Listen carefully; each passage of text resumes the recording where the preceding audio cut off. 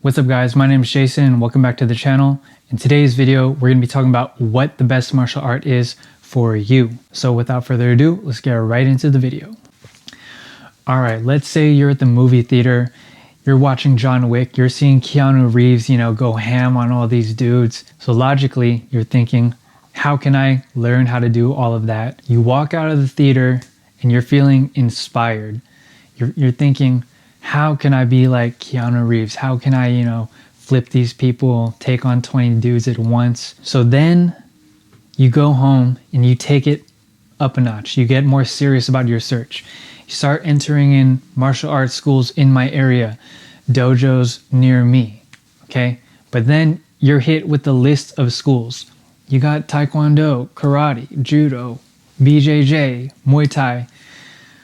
Naturally, you're very confused, which brings you to a certain type of crossroads every martial artist comes through at one point in their career, whether beginner or later on, if they decide to switch, is which martial art is the best one for me. That's exactly what we're going to try to break down in today's video. Just a little background about me. I am a 4th degree black belt in Shotokan karate. I've been training for nearly 20 years and I've since then been acquiring different skill sets in multiple martial arts, Judo, BJJ, Muay Thai, boxing. And for me, adding more martial arts, cross-training, was an absolute necessity, and it's not the path that every martial artist takes. It's actually more of the uncommon road, I'd say, in the martial arts world. Why is that? It's because I feel like, say with karate, for example, you'll have a person start out there, white belt, okay? He's putting in years, he's working hard, he's doing his katas, he's doing his tests, maybe competing, maybe sparring. Then he's black belt, okay? Now this person's a black belt.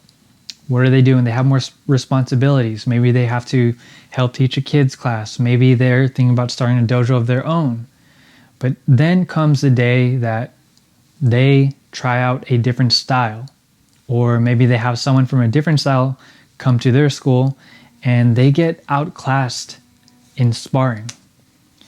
Okay, this often happens when karate dudes transition to Muay Thai, when karate dudes transition to boxing. It's a whole different ballpark. And to be humbled like that as a black belt, either you going to a different school, learning something new, starting over, or someone coming to your school, or you meeting someone in a seminar and you get outclassed by that person in a different martial art, it can be terribly humbling, to say the least.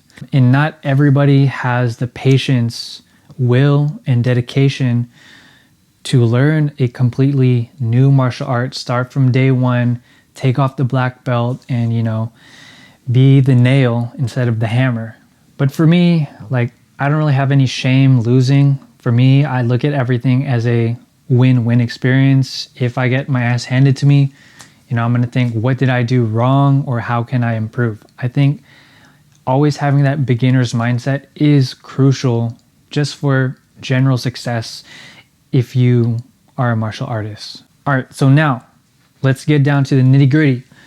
You have all these schools on your list you want to check out. How do you know which one is right for you? So to be perfectly honest with you, there are 3 components that make a martial art a complete martial art.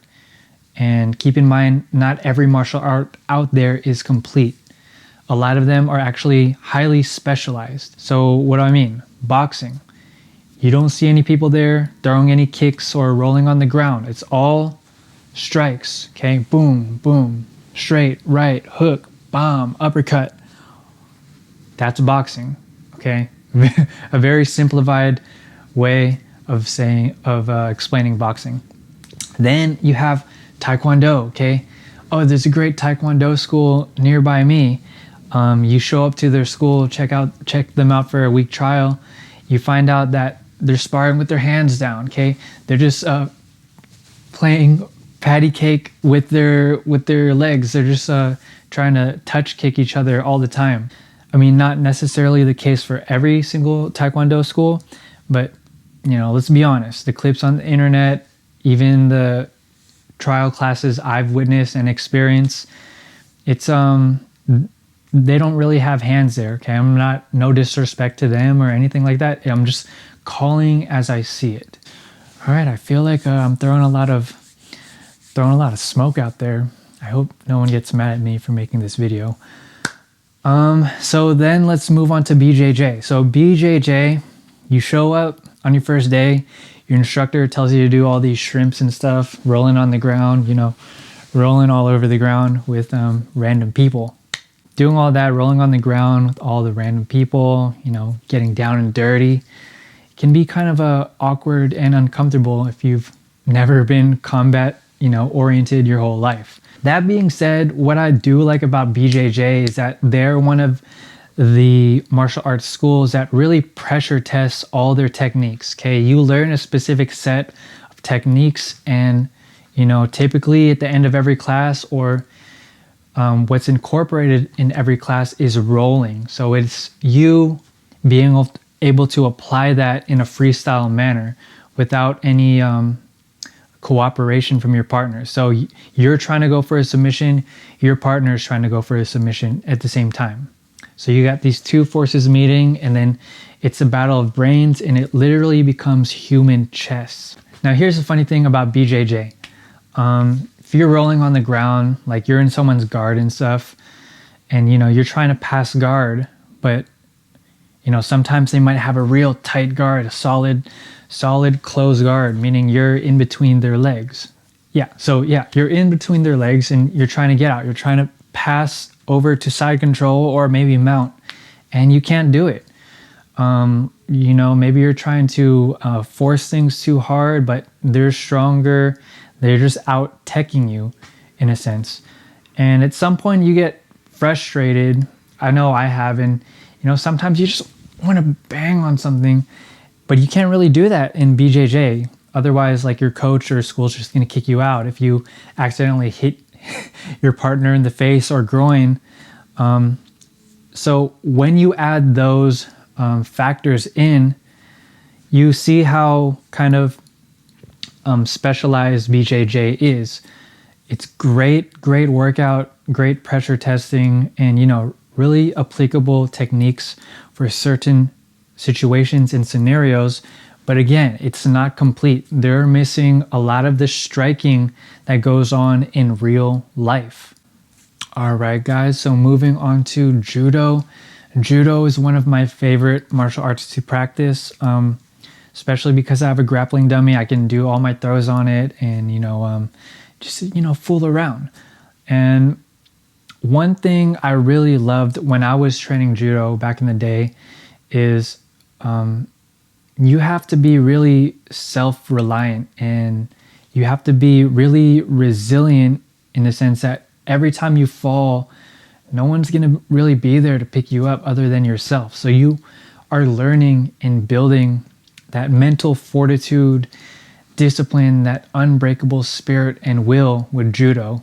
You get two people standing head to head, and one of you, believe me, one of you has to go down. That is the goal and the epitome of Judo. You're searching for the ippon. Ippon is just basically like instant death in the streets. It's basically like a KO in boxing. Okay, if you were to get a dude and you flip them over on the street, the consensus is that that person would be flattened out and, you know, done with, problem solved. And do I believe that? Yeah, I believe some of the throws in Judo are very capable of seriously harming or injuring an opponent or assailant. Again, Judo has many advantages as well. Everything is close distance, in the clinch, a lot of grabbing, you know, just working around underhooks, overhooks. You're working against a highly resistant opponent most of the time, which is great for real world self-defense because, you know, no one's going to try to pick a fight with you and then just let you win, because why would anyone ever do that? But then again, we come to the point where Judo itself is also another highly specialized art. With all these highly specialized arts, I'm not so sure about their history, but I'm just talking about the current day. I know that judo doesn't have any high level boxing or kickboxing striking in their curriculum, and that is where they fall short. So is this helping you guys so far? Are you starting to get a better picture of, which one to prioritize, which martial art to learn first? So then, guys, we are down to karate, which is my specialization. And karate in this day and age, to be honest with you, is a mixed bag. You have the traditionalists, like, oh, it's not real karate if it's not Okinawan karate type of people. And then you have the sport martial artists, okay? All about the Olympic training, very specialized. If they're competing in kumite, which is just a sparring, that's all they're gonna do, like almost zero form, zero kata. Then you have the kata specialists that are just super crispy with the like great looking eyebrows and like awesome face expressions. Yeah, so karate to me, it always has and will have a special place in my heart and in my training. I'm a black belt in it and I do take pride in it, but I'm very well aware of its limitations. At least the form of karate I was taught, Shotokan. What I do like about it is that we were taught a very specific skill set: straight punches, straight kicks, roundhouse kicks, and almost zero uppercuts, zero hooks. Okay, and that's where the curriculum of Shotokan can fall short. And in general, with karate, there's very controversial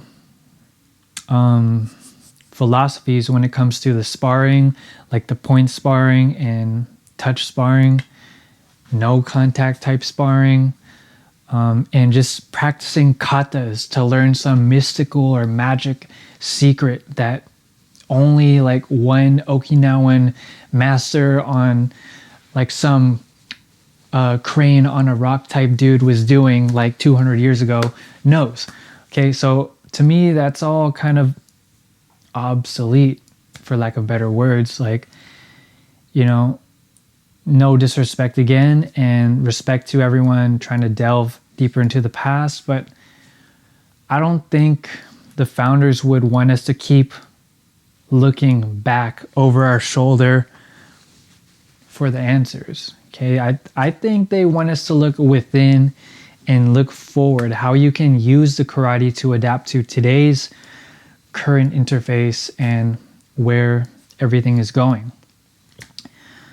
So there still is a lot of work karate needs to do to be able to keep up with all the modern day contact combat sports. But here's the reason why I would choose a karate class first, or maybe karate would be right for you. So I know a lot of karate schools that you can get your black belt within 3 to 5 years, and with dedication and hard work, that is very feasible and possible, and it would be no lack of quality by attaining black belt in 3 to 5 years. Everybody trains at their own intensity, and if you really put in the work, you could be black belt level. Now, I think karate is right for a lot of people because it is a softer and gentler martial art going in if you have no experience athletically or combat related to start with. What I mean is they won't put you in sparring the first or second week of school and then, have you go with the sharks and then you getting mauled in class. Okay, my first mauling, to be honest with you guys, came to me when I was like a purple belt. That was like 1 or 2 years into my karate training. Also, probably because I was a little younger. And that's another great point. If you are on the younger side and you just want a decent foundation to start, coordination, balance, strength, athleticism, footwork, principles, I think karate is a good go. And let's just say you start out with karate, you're there 3 to 5 years, you learn the ropes, you get good at them, and then you come to the point where you learn of its limitations. Okay, we don't do much grappling. We don't do much real sparring. That's like kind of more full contact, like Muay Thai or boxing. Karate has its drawbacks. I'm not gonna lie. Like, I've been to seminars where I paid like $200 and we're just learning a specific sequence or bunkai application from a certain kata. And yeah, a lot of the times I'm just thinking like, you know, this wouldn't really work. Or did I really just drop $200 like for what I could have learned like online or something, or just like thought of myself? And you're gonna run into a bunch of situations like that if you stick with karate your whole life. Okay, and there's nothing wrong with that. Again, like, not here to disrespect anyone. Respect to anyone who tries to better their lives and, you know, just learn something new. So then if you're like me, you've stuck with karate for quite some time, you've learned the ropes, become proficient and competent at the principles and basics, it came time for me to, you know, venture out on my own path of martial arts. So I cross-trained as much as I could, took on Judo, BJJ, Muay Thai, boxing, stuff that I'm still doing today. Doing a bit less just because of the worldwide pandemic. But, you know, once things look a little bit more safe, I'll be definitely back on the mats, rolling around, throwing people, getting tossed myself. And this is just one path, guys. This is my path, and I think it can be a good template for some of you out there. So the popular opinion is stick with one martial art first, and then become proficient at it, become competent at it, and then you can venture off, whether that be karate, boxing, Muay Thai, Judo, Taekwondo, BJJ. Okay, start somewhere. If there's any takeaway, it's just to start and learn the ins and outs of that style. I mean, if it doesn't feel right for you, just go with the week trial and then, you know, bounce. But, you know, if you're liking it, you got friendly people there, a good atmosphere, you feel good every time you train, then that's all really one can ever ask for. But if you really want more out of yourself, you want to eventually become a complete martial artist, which is the path I'm trying to head towards, you know, tunnel vision. And being a complete martial artist, there's really three pillars. It's the striking, the grappling, which is kind of like judo, throws, wrestling, and the ground game. So there's really three aspects of being a complete martial artist. If your style doesn't have those three, it's not complete. It's probably a specialized martial art. All right, guys, so I hope you found that video helpful. I hope I was able to like break down the pros and cons of certain styles and help you decide like which might be right for you. Thank you very much, guys, again for watching. Until the next video, this is your boy Jason signing in, signing out. Os.